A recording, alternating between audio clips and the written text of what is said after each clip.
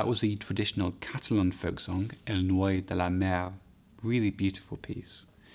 Now, here are your 3 things that will help you learn this piece. The first thing I'd like to talk about today is keeping the bass notes tidy and in check. So you'll notice that in the first line especially, the bass notes last all throughout the bar. That means that the bass notes last for 3 counts each. So, for example, this G, it's got to be held on even though the fingers are moving elsewhere with the melody. It's a really tricky thing to do because actually it requires quite a lot of power with the left hand.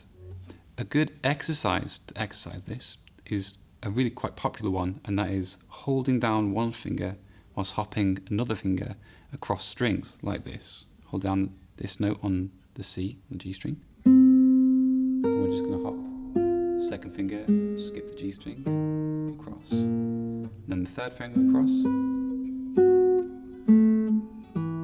and then finally the fourth, and you can do it for each finger. The second thing I'd like to talk about in this piece is a musical one, and that is phrasing.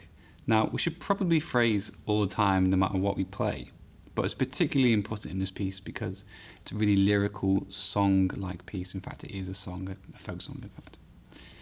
Now, we've always got to make sure we know where we're going with each phrase, and that means we've got to make sure we understand where our high points are and where our low points are, and everywhere in between.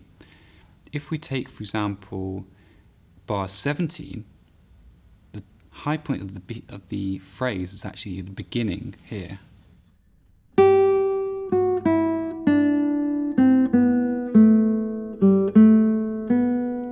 Can you see it sort of does this? It goes high and then it goes down and then up a little bit at the end. We've got to always make sure that we know where the phrases are going at any one time. The final thing I'd like to talk to you about today is the dissonance in bars 12 and bars 20. Now these, if you play them normally, can actually end up sounding quite harsh. So you've got to approach them in a careful way.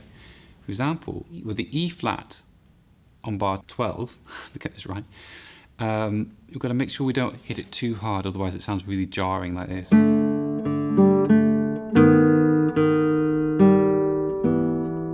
It does want to lead up to the E, so the way in which I would recommend playing that bar, is by playing the first note a little quieter than the second one, the first E flat quieter than the second one, like this.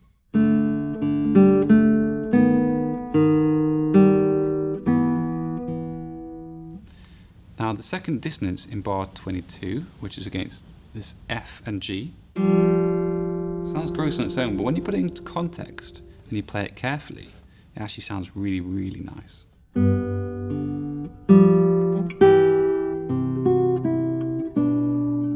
So you just got to be a little bit careful with those 2 notes.